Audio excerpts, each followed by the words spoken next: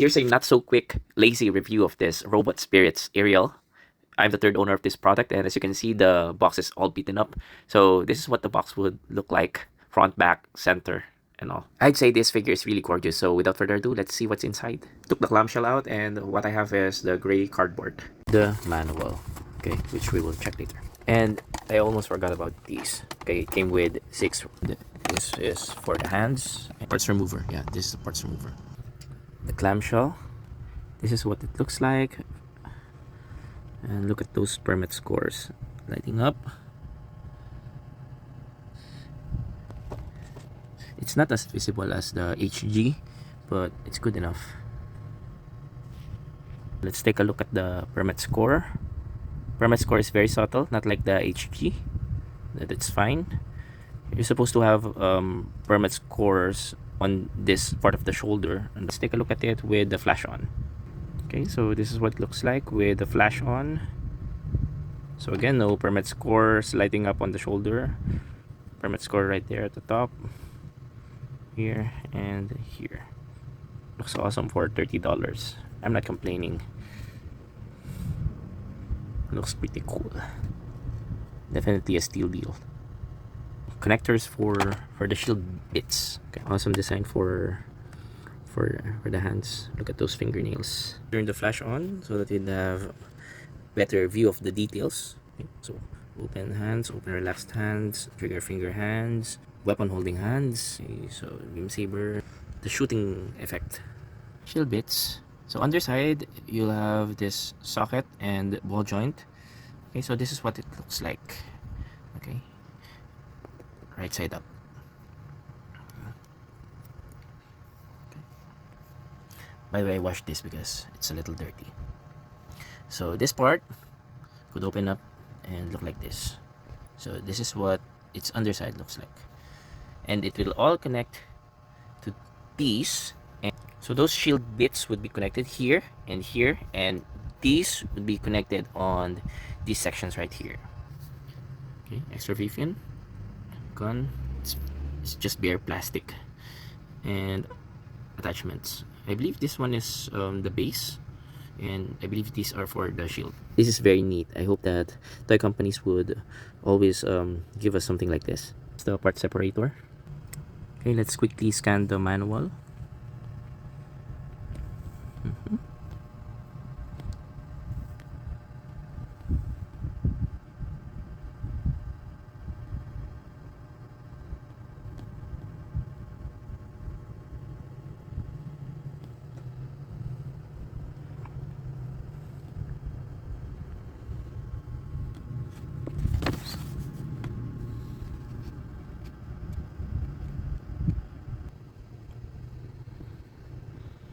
Articulation.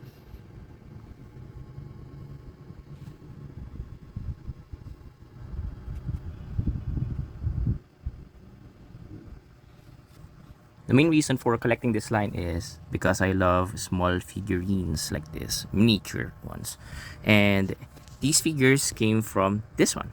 And a few weeks ago, I found a good set for roughly just well over $50. And yeah, I got this, and this from that set. And now I have this for 30.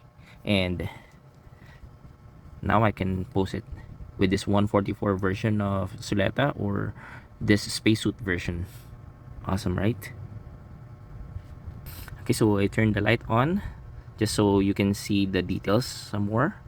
Okay, so this is the small one is the 144 and the big one is the 1100. I really hope that Bandai would continue creating small figurines, pilot figurines like this, like these rather, so that they'd be able to display it next to their figures or model kits.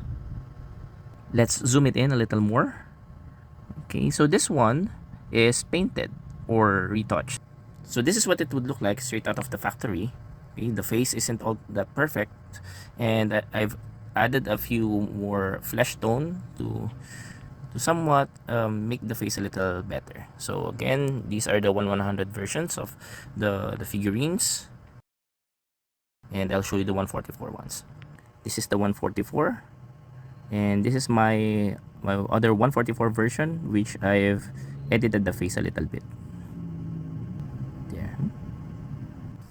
Bandai, please create more of these so that we'd be able to buy more of your products.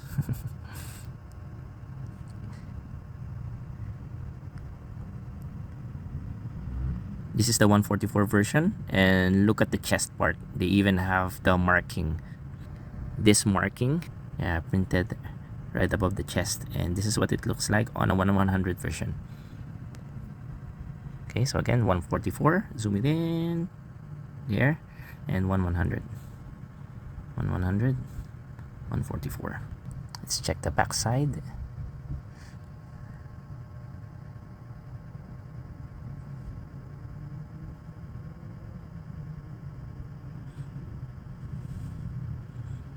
For you guys to have an idea of how small this is, look at the stitching.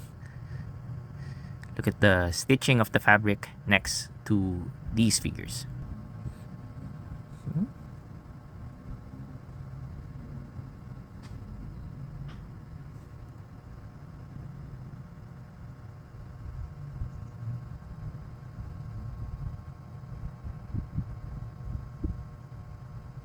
This is the 144 on the hand of the robot Damashi. Yeah, there and there. For no particular reason, this is Suletta holding her spacesuit version and her mini me version. I really can't get over the fact that these got eyes, and man, the pupils are even printed. See? Awesome, right? Eyelashes and all.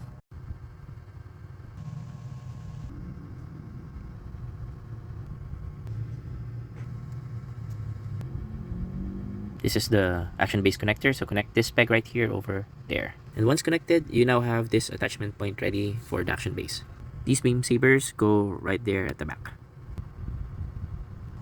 Okay, so I managed to connect the shield bits on these rods, and please be very careful. These are very stiff, so yeah, proceed with caution. So you will get like 11 shield bits, so 3, 6, 9, 10, 11, and you can disperse it any way you like once per section, like this one, or 2 in each, or 3 like what I did, mostly 3 and 2.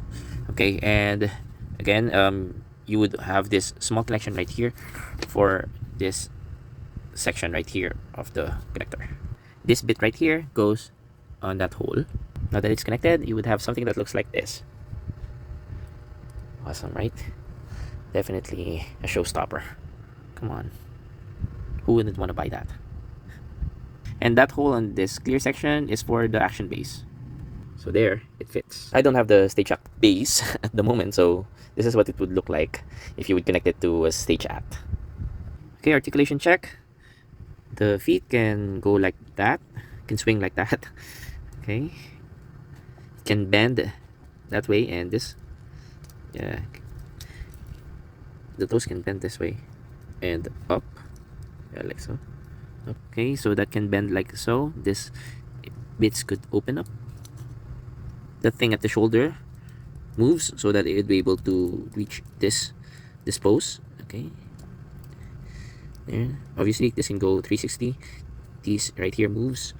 The body is hindered by some parts. This moves a bit. This flaps. We have the swivel right here. Down, up. This armor swivels side by side of how far it could go in and out. Splits. We all know that robot damashis are known for their seam lines and knob marks, but as far as knob marks are concerned, I haven't been seeing any yet. Okay, maybe because of my poor eyesight. And look at the painting or the color separation. This is really awesome, man. I bought this for $30, and man, what a bargain. Imagine I saved time building, painting, detailing. But I know that's the fun part of mecha building, but you know, I have a lot of Gundams on my backlog. Oops. Be careful with the V-pin. It's a little loose. And again, look at that permit score. Man, So shiny. Let's build the shield. So apparently you can't combine these together. That's why they gave us this with these attachment points. So first is we need to have this be connected to here, and this gray piece be connected to there. Okay, that's the gray piece connected to that shield bit, and that male peg goes to that female peg. Okay, so these connect to those, then this to here. Awesome indeed. And you got the shield holder right there. This rotates. Ariel can hold it like so. This peg right here would be connected to this hole right here, and when it's connected, it's very secured. Let's armor up Ariel. So we'll have this peg be connected right there. It'll look like that. That rectangular peg would be connected to this hole right here. These two would be connected on this hole on the shoulder. Now it's connected to both shoulders. This shield bit will be connected to here. That's what it would look like. This bit will be connected to the other armhole. These bits would go on these leg holes. This is what it would look like once all the shield bits are connected. This is the back. It doesn't look cohesive. For me, this is just like an afterthought or something. I'm not a fan of this design. Shield bits are really difficult to remove, so this is really handy. Lodge it right there and just pop it out. This concludes the bedside lazy review of this robot Damashi and a few SH Figuarts figures. Bye.